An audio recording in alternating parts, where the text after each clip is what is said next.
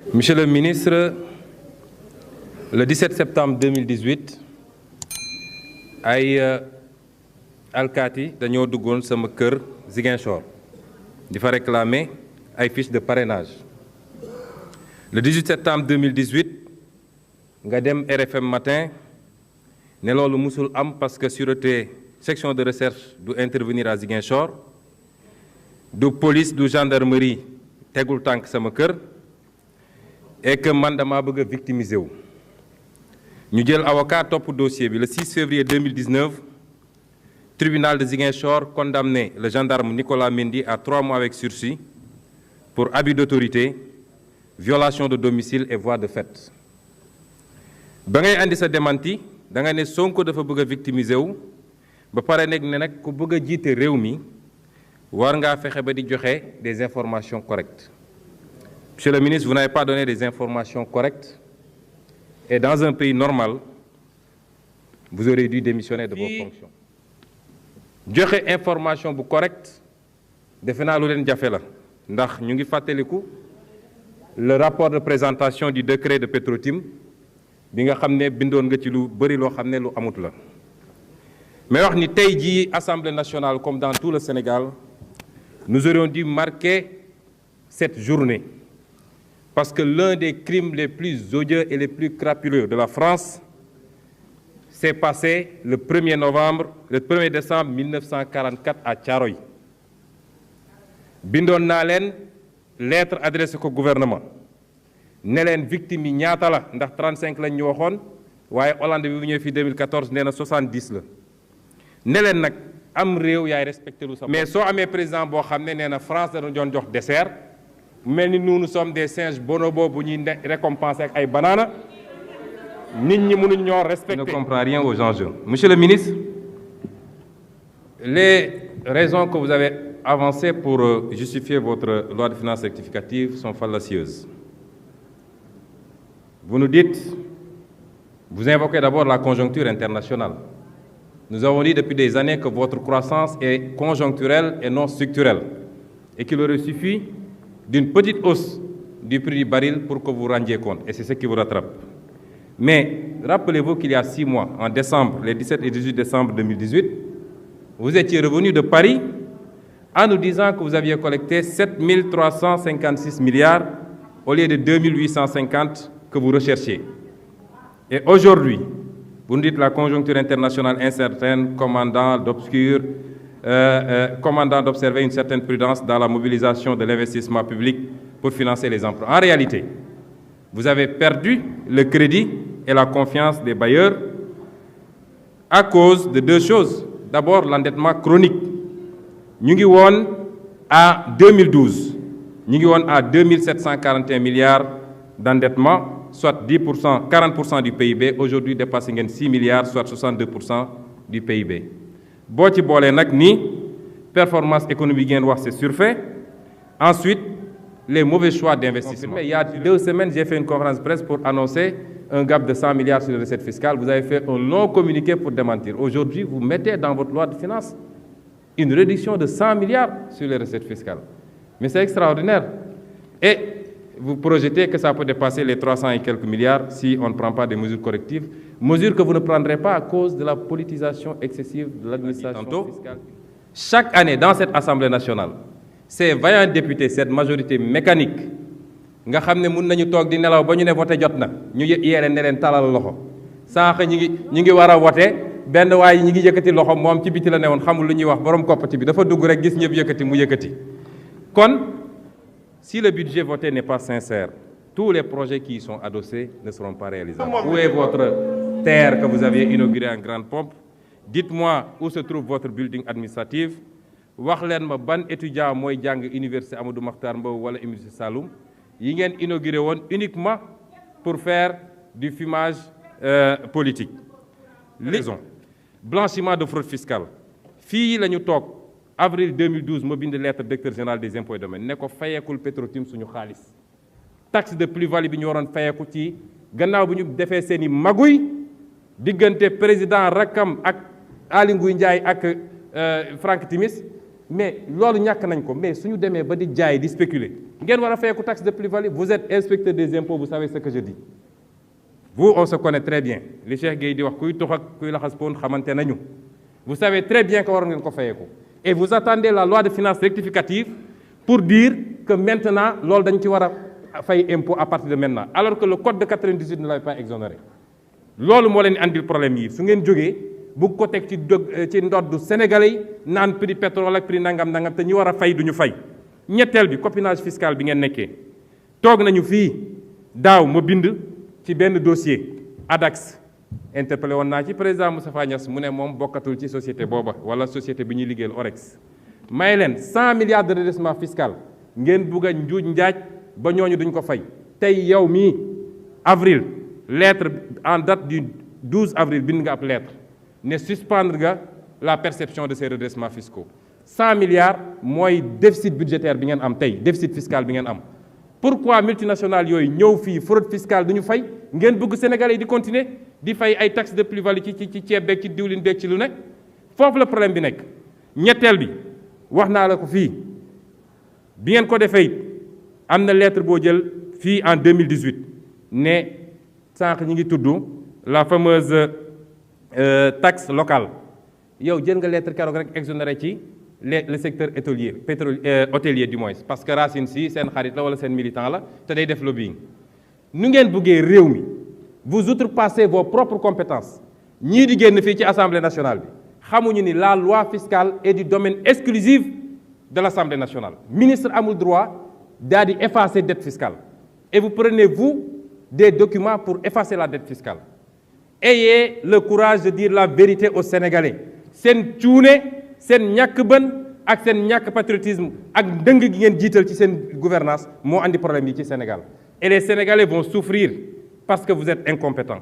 Mais les Sénégalais vont souffrir parce que cette frange du peuple pàccu Sénégal boobu bi nga xam ne xaalis bi ngeen di doon jëlee ci ñoom timis ak ñoom ñeneen ak ñeneen di ko jox ay 25 000 ak 20 000 pour ñu voter leen ñooy doon les premières victimes de lii. réew tappale du ko defar réew jub ak liggéey moo koy defar. Je vous remercie. keroog fii dama la interpellé ci lenn nga tontu say député tàccu la waaye yow li nga tontu xam nga ni loolu amut te maa ngi am fii benn arrêté boo xam ne yaa ko signé woon 2014 bi ngay nekk ministre du budget ci arrêté boobu da nga ne woon indemnité pour frais de téléphonie dañ koy imposer arrêté baa ngi nii soo ñëwaatee 2019 ne indemnité boobu duñ ko imposer ban Abdoulaye Daouda Diallo la ñu war a gëm wala la ñu war a comprendre. ngeen ñu si ndax maa ngi nii ak lettre bi ngeen bind Île Maurice daal di dénoncer convention fiscale bi te li tax ngeen dénoncer ko mooy ba ngeen ko signé lépp luy entreprise minière wala pétrolière dañoo domicilier foofu pour bañ a fay impôt. kon contradiction yi am seeni politique ak milliards yi muy perte loo Sénégal kenn xamul nu mu toll. ñaareel bi mooy réew yooyu dañoo moom seen monnaie dañoo am seen monnaie am banque centrale boo xam ne mooy définir pour émission monétaire bi. mooy définir les taux d'intérêt waaye mooy définir surtout la politique de change loolu amu leen ko kon amu leen politique monétaire ñett mooy yor mbir mi politique monétaire politique budgétaire ak politique fiscale amu leen politique monétaire politique fiscale bi baaxul su ngeen bëggee leb ci condition boobu di tëkkale seen bopp ak France wala États-Unis da ngeen di ndax seen bopp. ñeenteel bi mooy réew yooyu fexe nañu ba seen alal seen ressource naturelle ñu gérer ko ci nu mu gën a baaxee fii nag du loola. te suba dinañ ko wax ak ministre du pétrole parce que xaju fi les pouvoirs publics ñu ngi war a voter 120 milliards pour les pouvoirs publics 77 milliards pour présidence de la République 8 milliards pour HCCT 6 milliards pour 16 28 milliards pour secrétaire général du gouvernement 120 milliards yoo xam ne dinañ ko voter waat fii sans débat ci ay conditions yoo xam ne nañ koy voter amul débat exécution bi c'est opaque amul benn contrôle bu ñu ciy def. boo jëlee li ma gën a xam muy institution bu mel ni assemblée nationale. assemblée nationale c'est une zone de non-droit budgétaire wax naa fi fraude fiscale am na assemblée nationale te yow xam nga ko ndax say service redressé nañu assemblée nationale. wax naa ni ñëpp gis nañ ni blanchiment d'argent am na assemblée nationale j'espère que sax blanchiment de drogue wala drogue bu ñuy tudd egsi wu fi ndax am na député boo ne xam na ci lu bëri. wax naa fii ni blanchiment d'escroc public am na assemblée nationale.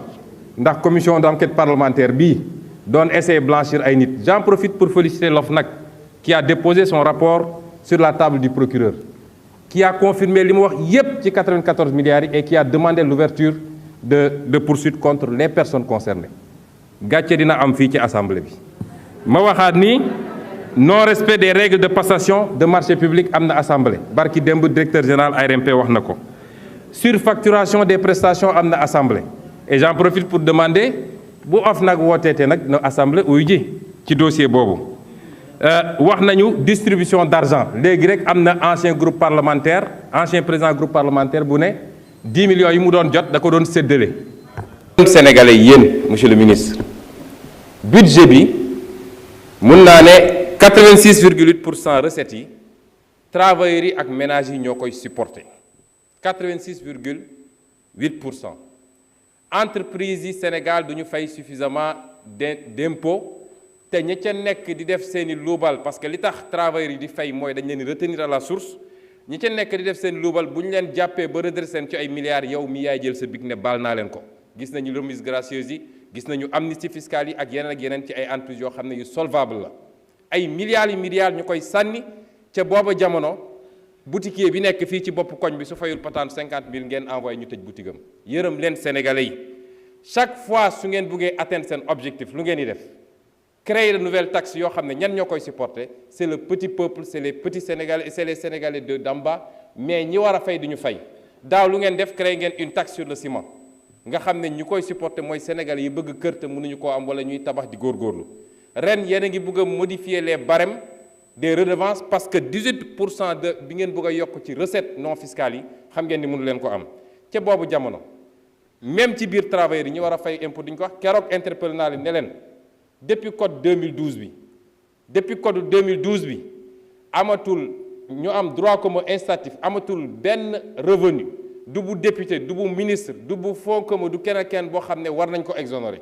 te tey député yi fi nekk yëpp man de 1500 lañ ma dagg impôt ci boobu jamono enseignant buy fayeeku 400000 ñu koy laaj 70 000 francs d'impôt du yoon xaalis bi jëlee leen ko fi ngeen ko war a jëlee ji parce que xam ngeen fi niche fiscale yi nekk. dellu su ngeen demee ba war a nag évaluer mais prévision bi baaxul parce que 349 milliards ngeen yokk ci budget bi ci jamono jooju tey yéen a ngi 84 milliards de gap administration fiscale def liggéeyatul ndax politique directeur général politique directeur des domaines politiques ku xëy dem def seen meetingu 100 millions ñëw toog moo tax gab yi di am ngeen boole soo boolee gab yi ak li ngeen wax nous sommes à plus de 450 milliards boo xam ne moom ngeen di laaj ñu yokk ko te xam ngeen ni mënu leen ko am ma dellu si ni su dépense jotee ngeen jël marché yeeg lépp jox ko tubaab yi jox ko étranger réew mi dañ koo tayle tey étranger yi pétrole bi ñu jaay ko zircon bi ñu jaay ko maa ngi jéggalu parce que 3 minutes mënuñu ci wax li ñuy wax waaye lépp def nañ ko question d'activité pour l'exportation. Premier goulot, c'est la monnaie que nous avons. Il faut qu'on arrête d'hésiter et de louvoyer avec cette monnaie.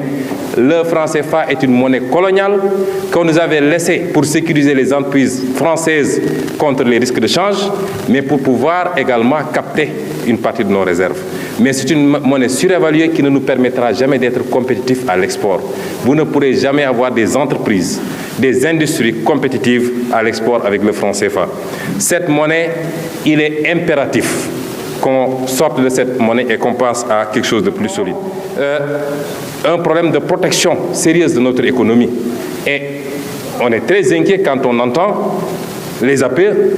Comment pouvez-vous comprendre dans un contexte où on parle de ZLECAf et d'autres instruments que le président Macky Sall signe des APE et nous vante ces APE-là?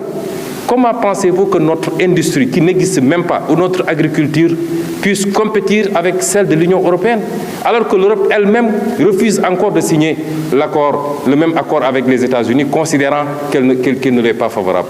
Et cet accord posera un problème par rapport à l'intégration. C'est déjà le cas avec les 4 zones que ça a créées. J'ai une fois entendu le président Moustapha Niasse, lors d'un séminaire de la CEDEAO aussi, dire que c'est le combat de la biche et du lion. Mais il conclut en disant que mais c'est jouable. Depuis quand la biche gagne un combat face au lion, M. Moustapha Niasse? Et la question des ressources naturelles, la gestion optimale de nos ressources naturelles, c'est extrêmement important. Et je tiens à le dire ici, et de dire à M. Macron, qui dit qu'il y a un sentiment anti-français. Il n'y a pas un sentiment anti-français, il y a un sentiment pro-africain. Les Africains ont désormais compris, et ça ne peut pas continuer. Nous n'avons rien contre la France ou les États-Unis, mais nous avons des intérêts à gérer. Et on parle de l'immigration, par exemple. Pourquoi on parle de l'immigration dans le contexte actuel? Mais les populations ne suivent que le même chemin que leurs ressources. Quand on vient piller nos ressources avec la complicité de nos élites complexées, de nos leaders, évidemment, on ne pourra jamais régler cette question. Le privé national dont on parle. Mais vous ne pouvez pas avoir de privé national parce qu'on n'a pas une politique réelle de promotion de ce privé national, si ce n'est pour aller vers une bourgeoisie comprador, qu'on crée de toutes pièces, en créant des marchés fictifs, en donnant des assets foncières que les gens revendent à l'IPRES ou je ne sais qui pour se faire des milliards, ou alors c'est des montages avec des acquiescements pour que des gens se retrouvent avec 94 milliards alors que goruñu yattuñu. Et il faut orienter aujourd'hui les priorités vers le financement du véritable privé national. Ce n'est pas à l'État de créer les entreprises et les industries, mais toutes les industries ont été appuyées par leurs États jusqu'à être fortes pour les lancer dans la compétition mondiale. Et aujourd'hui, on nous dit ouvrez vos frontières et laissez tout passer. Donc, Monsieur le ministre, je terminerai par une question. Sur toutes ces questions, il faut des réformes, mais il faut du courage politique. Ce courage, M. Macky Sall ne l'a pas. Il n'est courageux que pour taper sur des opposants et des activistes, mais il fait la courbette devant le jeune Macron et devant d'autres. Et c'est ça notre problème.